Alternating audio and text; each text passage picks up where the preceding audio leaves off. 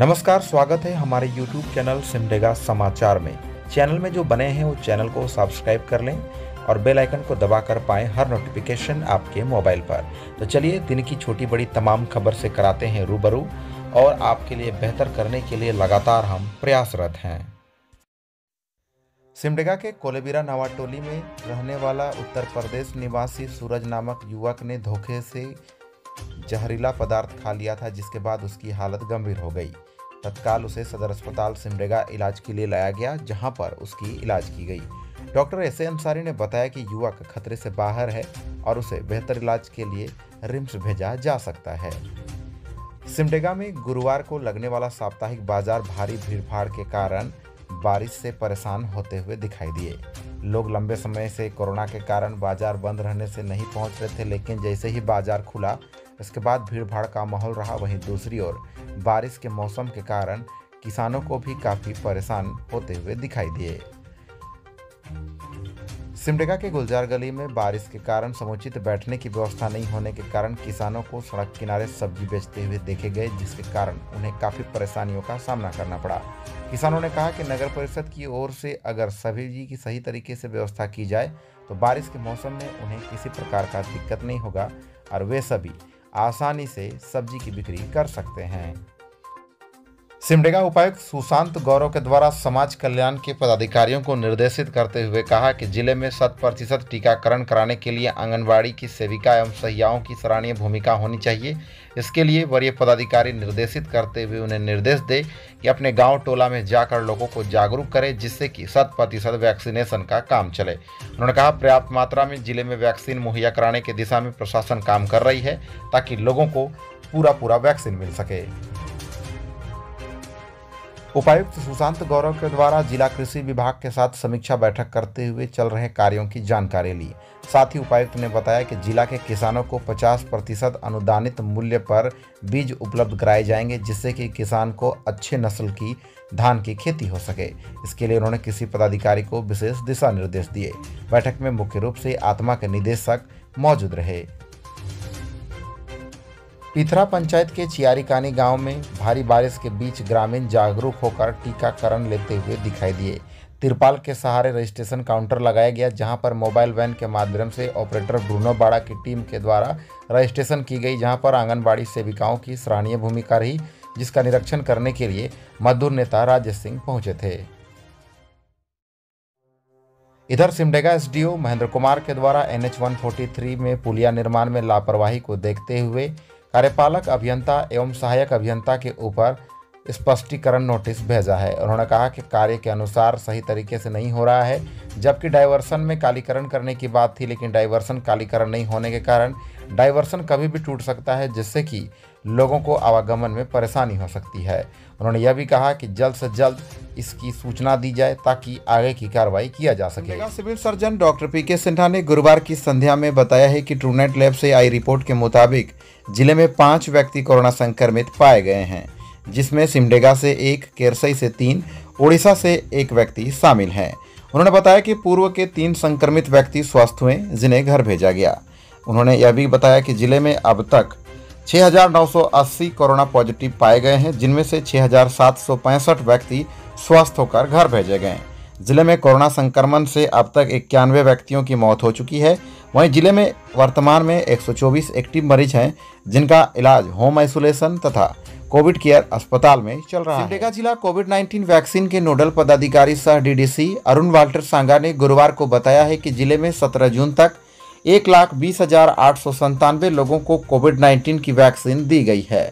उन्होंने बताया कि 17 जून को 3,026 लोगों को वैक्सीन दी गई है, जिसमें 18 से 44 वर्ष तथा 45 से 60 वर्ष एवं 60 वर्ष से अधिक उम्र के लोग शामिल हैं।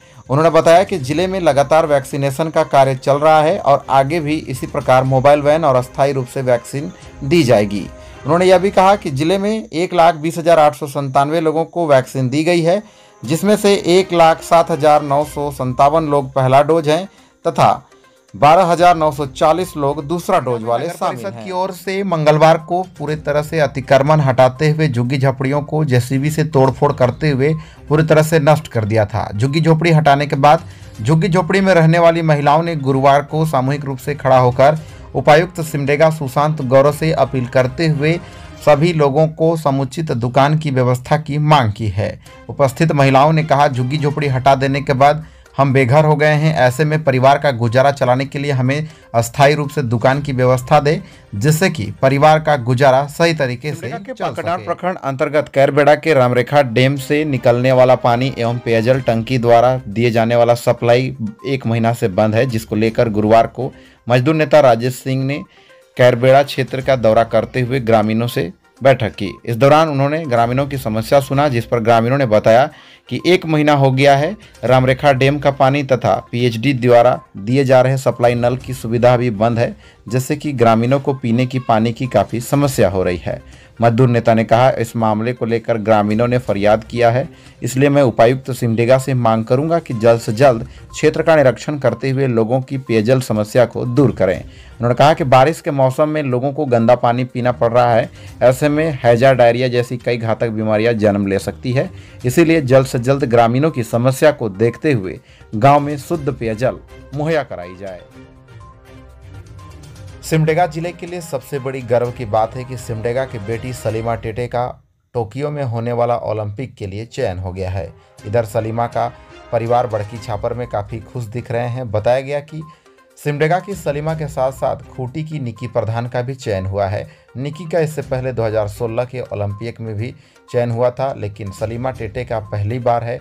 और साथ ही आपको बता दें, सिमडेगा जिला में 40 वर्षों के बाद एक बार फिर से सिमडेगा के ही बेटी ने परचम लहराते हुए ओलंपिक में अपना स्थान बनाया है।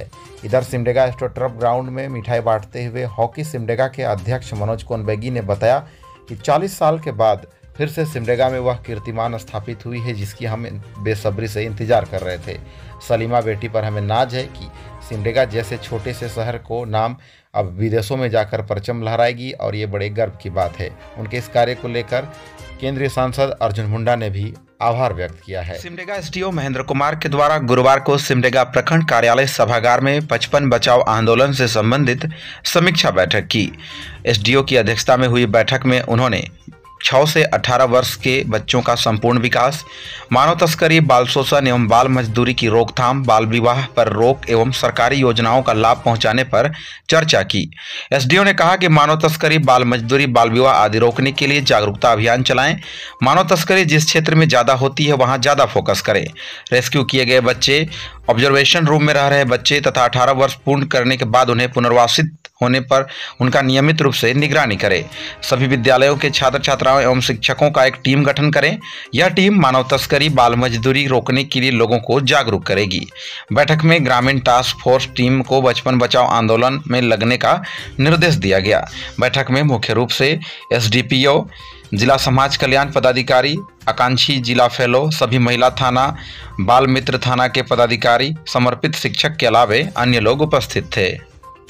सिमडेगा नगर परिषद क्षेत्र अंतर्गत वार्ड 20 में नगर अध्यक्ष पुष्पा कुल्लू, उपाध्यक्ष ओम प्रकाश साहू एवं वार्ड पार्षद कासिम रजा की मौजूदगी में गढ़वाल निर्माण का शिलान्यास किया गया। बताया गया कि बारिश के पानी की निकास से सड़क का कटाव हो रहा था, जिसके कारण गार्डवाल की आवश्यकता थी, जिसको देखते हुए नगर परिषद की ओर से गार्डवाल निर्माण हेतु शिलान्यास की गई और जल्द ही कार्य प्रारंभ होगा।